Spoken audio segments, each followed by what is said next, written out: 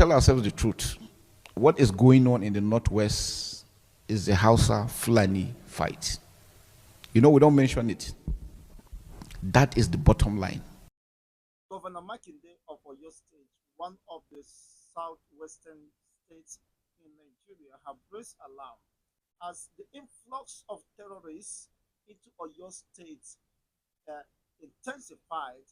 According to the claim of the governor, the recent bombardment of terrorists in the north and the recent war between the Fulanis and the Hausas has prompted most terrorists to run away from the north, heading to the south to take cover, to continue unleashing mayhem on the people of the southern part of the country, where perhaps they might get a safe haven for them to operate. Makinde raising this concern is quite very interesting. It shows at the level of intel at his disposal, being the chief security of the state. He's no longer keeping quiet. And he's saying now, okay, the Oyo State Governor Sheyi Makinde has raised an alarm that bandits from the northwest are fleeing to the southern states. According to him, the development is due to the continued military onslaught in the northwestern region, which has forced the bandits to flee to Invading at the state capital. Now, Makinde said the distance between where he lodged as the governor of Oyo State and where the bandits were camped or considered to be their safe haven in Oyo State is just 2 kilometers. What does that mean? That his own security is at risk. His life is in jeopardy as much as every other person within the Oyo environment or terrain, especially the southwestern region, are under siege. Now, just to say the least, you saw what is playing out, the level of onslaught by the Boko Haram and the Fulani militias in most recent time are trying to subdue and subjugate the entire Hausas. They have been conquered already. Honestly, just that the Hausa communities, some of them are now being vocal, speaking out that these people we have nothing to do with them. We don't know where they come from.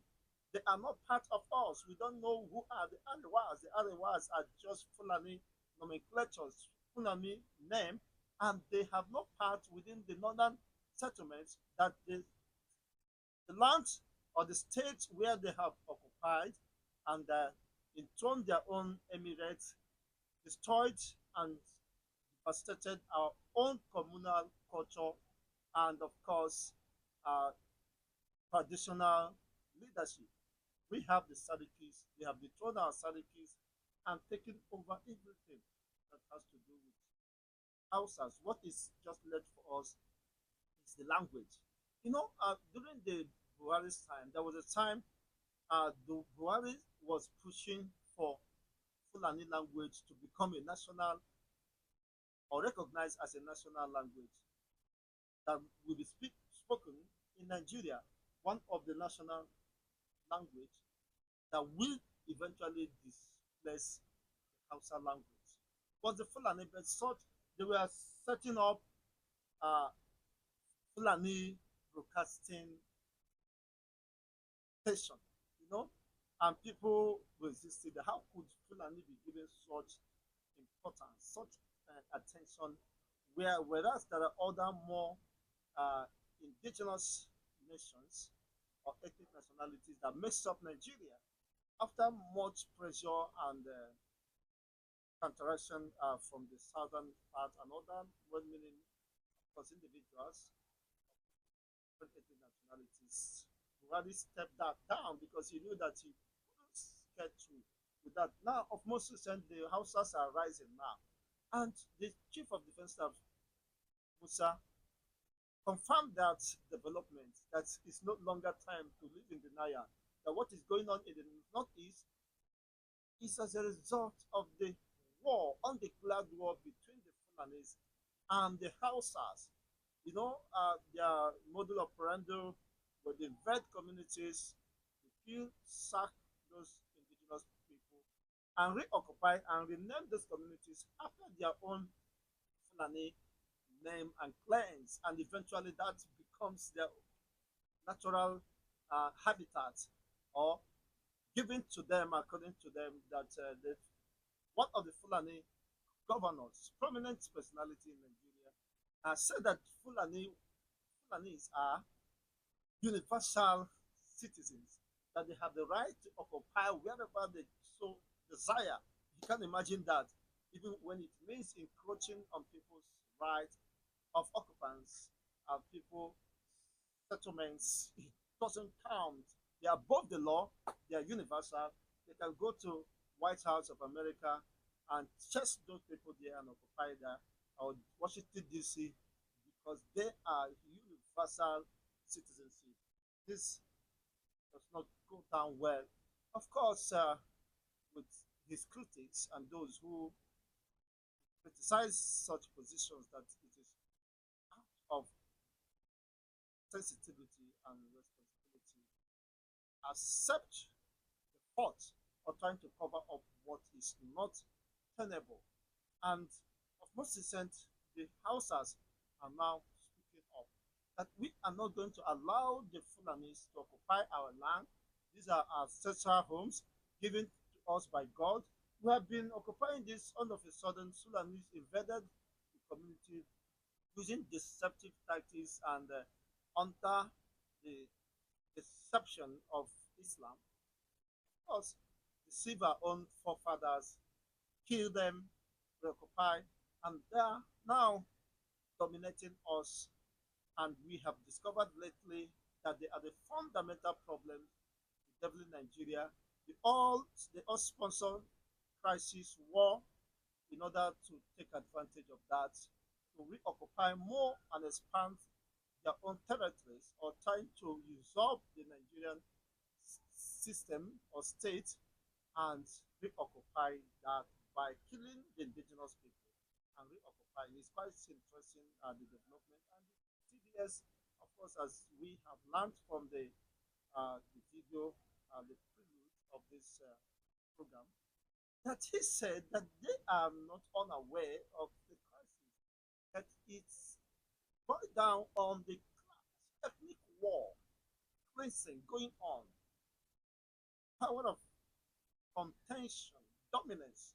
The Fulanis want to finally subjugate the North, and by inference, extension, the Hausas, who are the original occupants of those regions and states, especially the North West. If unfortunately the Hausas are just realizing this too early, the Fulanis, militias, and warlords are very much around the corner, re-strategizing and perfecting every effort to make sure that their agenda of silencing the Hausas and every other ethnic nationality, the Kanuris, the Ajays, and what have you, will be affected.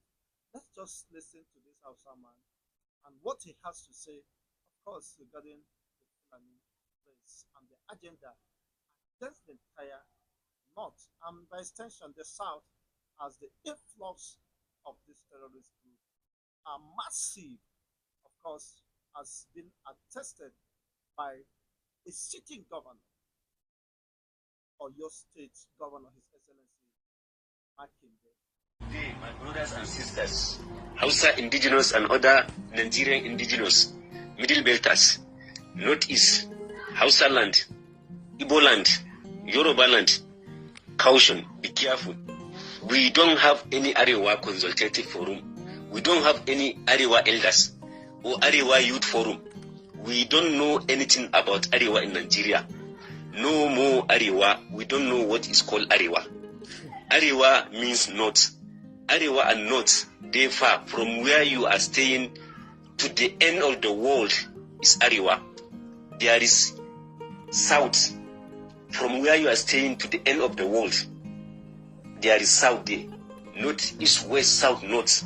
So we don't know anything called Arewa in Nigeria. Arewa is a plant for Fulani to have way to exist.